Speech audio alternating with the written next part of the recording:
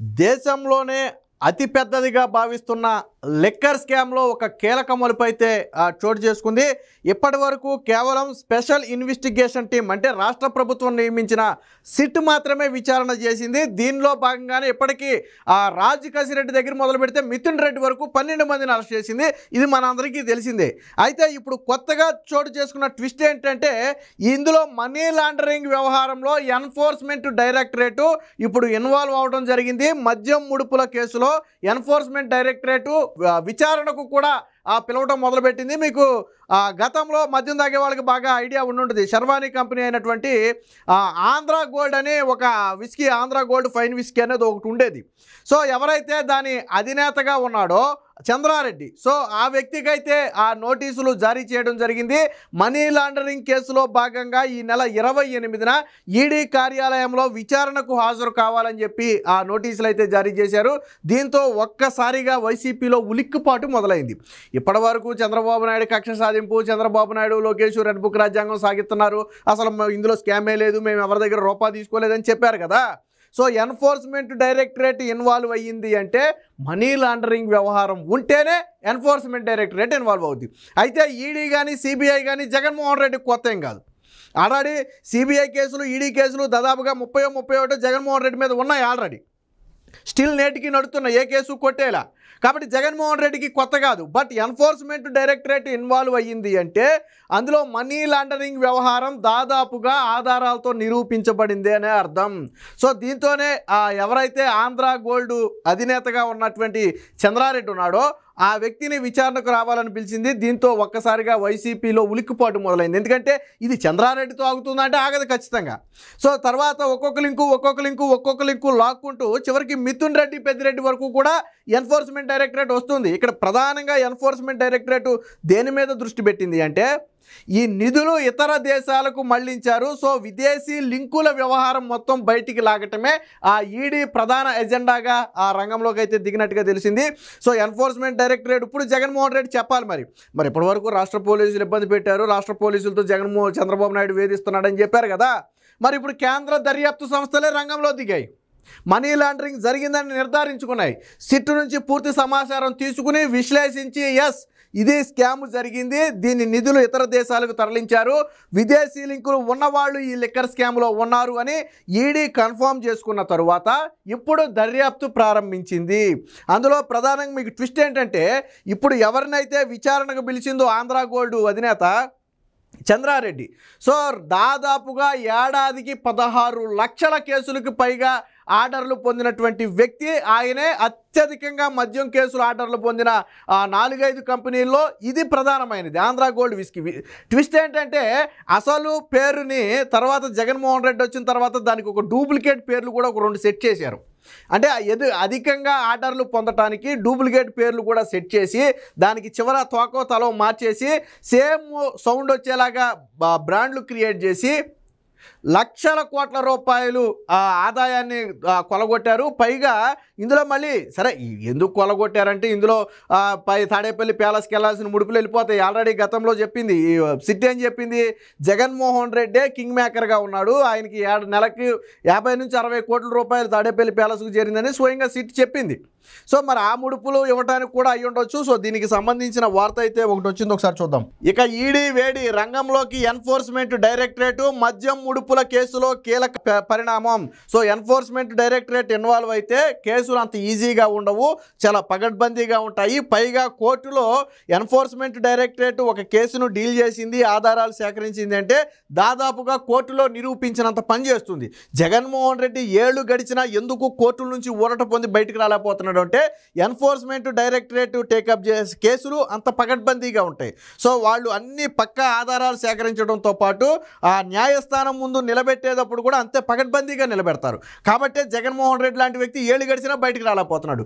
ఇప్పుడు అదే enforcement directorate ఇప్పుడు లిక్కర్ స్కామ్లో కూడా ఇన్వాల్వ్ అయింది, లిక్కర్ స్కామ్ దర్యాప్తులో కూడా ఇన్వాల్వ్ అయింది. ఇది వైసీపీకి అతిపెద్ద ఉలిక్కిపాటు. రాష్ట్ర కేసులు అయితే ఏదోటి చేసి బమ్మిని తిమ్మించేసి ఏదోటి తప్పించుకోవచ్చు, అవసరమైతే బెయిల్ తీసుకుని తాత్కాలికంగా బయట జరగవచ్చు. కానీ ఇక్కడ ఎన్ఫోర్స్మెంట్ డైరెక్టరేట్ అయితే అంత ఇన్వాల్వ్ అయితే అంత ఈజీగా ఉండవు కేసులు. ఈ విషయం జగన్మోహన్ రెడ్డికి బాగా తెలుసు. సో శర్వాణి డిస్టిలరీ డైరెక్టర్ అయినటువంటి చంద్రారెడ్డికి అయితే నోటీసులు 28న విచారణకు హాజరు కావాలని ఆదేశం.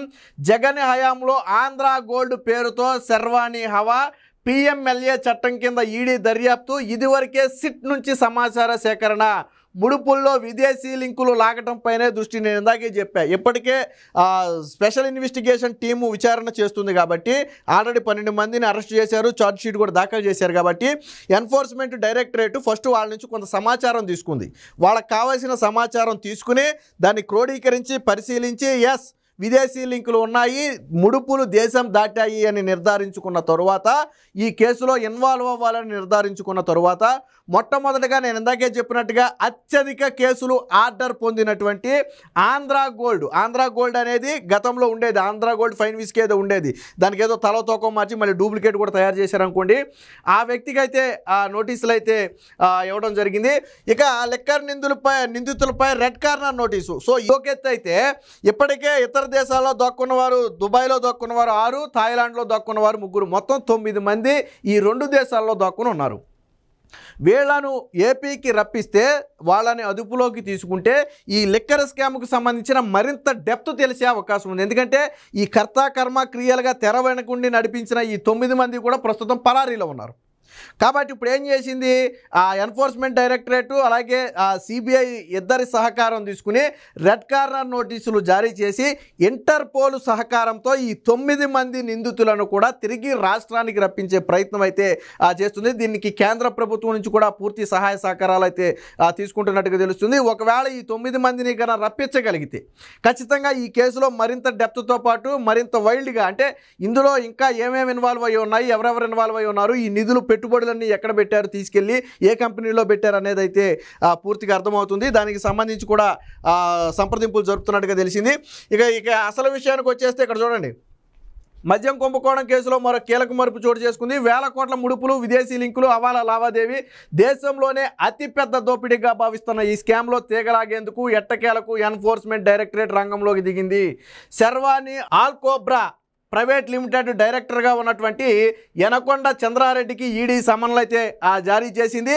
మనీ లాండరింగ్ కేసులో భాగంగా ఈ నెల 28న ఉదయం 10:30 గంటలకు తమ కార్యాలయంలో హాజరు కావాలని Hyderabad branch assistant director Prateek Singh నుంచి అయితే నోటీసులు జారీ చేయడం జరిగింది. తాము గుర్తించిన దర్యాప్తు జరుపుతున్న మనీ లాండరింగ్కు సంబంధించిన వివరాలు ఇవ్వాలని ఇందులో పేర్కొన్నారు.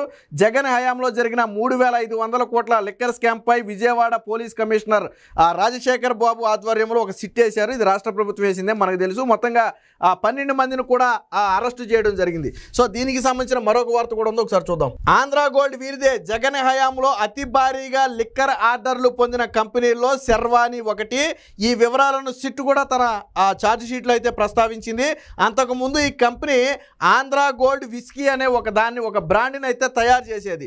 తరువాత ధరలు పెంచి దానికి డూప్లికేట్గా ఏం తయారు చేశారో చూడండి, Andhra gold fine whisky. Andhra gold విస్కీని ఆంధ్ర గోల్డ్ ఫైన్ విస్కీగా మార్చి అధిక ధరలకైతే చేపట్టడం జరిగింది. 696 రూపాయలు ఉన్న కేసు ధరను 854 రూపాయలకు పెంచారు. ఇదే సమయంలో మరొక బ్రాండ్ ఏంటి, ఓల్డ్ అడ్మిరల్ డిలాక్స్ అనేది ఒక బ్రాండ్ ఉండేది గతంలో, ఫస్ట్ నుంచి ఉన్న బ్రాండ్.